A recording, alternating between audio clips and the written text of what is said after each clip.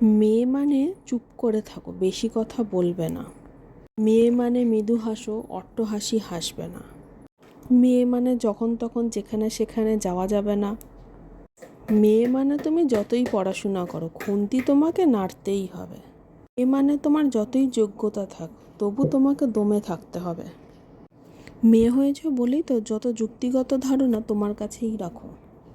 মেয়ে হয়েছে বলে কি রাতে নিরাপদ থাকা যাবে না? সালটা তো দিনের পর দিন ক্যালেন্ডারে চেঞ্জ হয়ে যাচ্ছে, কিন্তু মেয়েদের জীবনের কোনো পরিবর্তন নেই। যুগের সাথে ছেলে মেয়ে সাথে সাথে এগোচ্ছে বললে অনেকের আবার ইগো হার্ট হয়। সমাজ তো সারা জীবনই মেয়েকে নিম্নতম প্রাণী মনে করেই এসছে। মেয়েরা তো সব দিকেই এগিয়ে, কি না পারে মেয়েরা, হয়তো একটু বেশি পারে, তাই হয়তো অনেকের সহ্য হয় না। একটা মেয়ে না বিয়ের আগে স্বাধীন না বিয়ের পরে। বিয়ের আগে বাড়ির গার্জিয়ানের রেস্ট্রিকশন, আর বিয়ের পর শ্বশুর বাড়ির। আবার বয়স হয়ে গেলে ছেলের অধীনে। খবরের চ্যানেলে, নিউজ পেপারে শুধু কোনো না কোনো মেয়ের অপমান হওয়ার কথাই বলা থাকে। সমাজ যদি অতই শিক্ষিত হতো, তবে কি একটা মেয়েকে তার যোগ্য সম্মান দিত না? প্রতিবাদ জানালেই সে খারাপ? একটা মেয়ের জীবনের কি কোনো মূল্য নেই? একটা মেয়ের শ্বশুর বাড়িতে যখন তার যোগ্যতা নিয়ে দিনের পর দিন প্রশ্ন ওঠে, তখন কেউ প্রতিবাদ করতে যায় না। অথচ সেই মেয়েটা যখন সেলফ রেসপেক্ট রাখার জন্য ডিভোর্স দেয়, সাথে সাথে তার কপালে ডিভোর্সি ট্যাগ লেগে যায়। কথাতেই তো আছে, বিয়ে মানেই অ্যাডজাস্ট। অ্যাডজাস্ট করতে পারো টিকে যাও, না পারো ছেড়ে দাও। সমাজ কোনোদিনও পরিবর্তন হবার নয়। একবার করোনা এসে যেমন প্রকৃতিটাকে সুন্দর করে দিয়েছিল, সেরকম যদি সমাজটাকেও কোনো না কোনো ভাইরাস এসে পরিষ্কার করতে পারত, হয়তো খুব ভালো হতো। সমাজ তো পরিবর্তন হবে না, আমিই আমার কথা পরিবর্তন করি। অনেক দিন ধরেই ভাবছিলাম ড্রেসিং টেবিলটা গোছাবো, সময় হয়ে উঠছিল না। আসলে ডোডো এখন অনেকটাই ছোট, বেশিরভাগ সময়টা ওকেই দিতে হয়। সব দিন সব কাজ সমানভাবে করা হয়ে ওঠে না, তাই ভাবলাম ড্রেসিং টেবিলটা গোছাই আর গোছানোটা তোমাদের সাথে শেয়ার করি।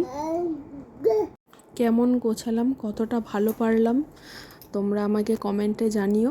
আর তোমাদের কাছে যদি কোনো নতুন আইডিয়া থাকে, অবশ্যই আমার সাথে শেয়ার করো। আমার ভিডিওটা ভালো লাগলে একটা লাইক করে দিও। আর যারা যারা এখনও সাবস্ক্রাইব করোনি, প্লিজ একটা সাবস্ক্রাইব করো, আমার পাশে থেকো, একটু সাপোর্ট করো। আমার গোছানোটা কমপ্লিট হয়ে গেছে।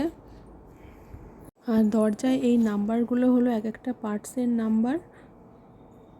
সেটা অনলাইনে নেওয়া হয়েছিল, আর পার্টসগুলো সব খোলা ছিল, তো ওই নাম্বার দেখে দেখে সেট করা হয়েছিল, তখন খোলা হয়নি। আর এখানে ডোডো খেলা করছে একা একা। ও খুব একটা কান্নাকাটি করে না, নিজে নিজেই বেশ একা একা খেলে, নিয়ে কোনো সমস্যা নেই। ওর খাওয়া ঘুম টাইমে হলেই ও আর কিছু চাই না, নিজে নিজে বেশ একা একা খেলা করে। ও সবসময় কোলে উঠতে চায়, আর বায়না নেই, তাই ওকে রেখে খেলতে দিয়ে অনেক সময় কাজ করা যায়। আমি তো ওকে বসিয়ে দিয়ে ওকে খেলনা দিয়ে দিই আর কাজ করি। অনেক সময় বেঁধে রাখতে হয়, দুষ্টুমি করে বলে। এখন ও খেলনা পেয়ে বেশ মজায় আছে, নিজে নিজেই খেলছে। শুধু মাঝে মাঝে একটু ধরে নিয়ে আসতে হয়, এদিক ওদিক চলে যায়। ও খেলনাটা পড়ে গেছে হাত থেকে, ও ভয় পেয়ে গেছে, তো ওর হাতে আমি আবার দিয়ে দিচ্ছি। এটাও একরকম মাকে হেল্প করা, যে নিজে নিজে খেললে মা একটু কাজ করতে পারবে। ডোডো এদিকে আমাকে খুব হেল্প করে, যে সবসময় কোলে ওঠার বায়না করে না, ওকে নিয়েও আমি কাজ করতে পারি। আর আমার লাস্ট যতটা হয়েছে, আমি পুরো সাজানোটা তোমাদেরকে একবার দেখিয়ে দিই, যে কেমন গোছালাম পুরোটা। এই বক্সগুলো সব আমার অনলাইনে নেওয়া, এতে জিনিস গুছিয়ে রাখতে খুব সুবিধা হয়, আর সব কিছু হাতের কাছে পাওয়া যায়, এলোমেলো থাকে না, আর একটা ধরতে গেলে আর একটা পড়ে যায় না, খুব সুবিধা হয় গুছিয়ে রাখতে। দেখা হবে তোমাদের সাথে নেক্সট ভিডিওতে। টাটা।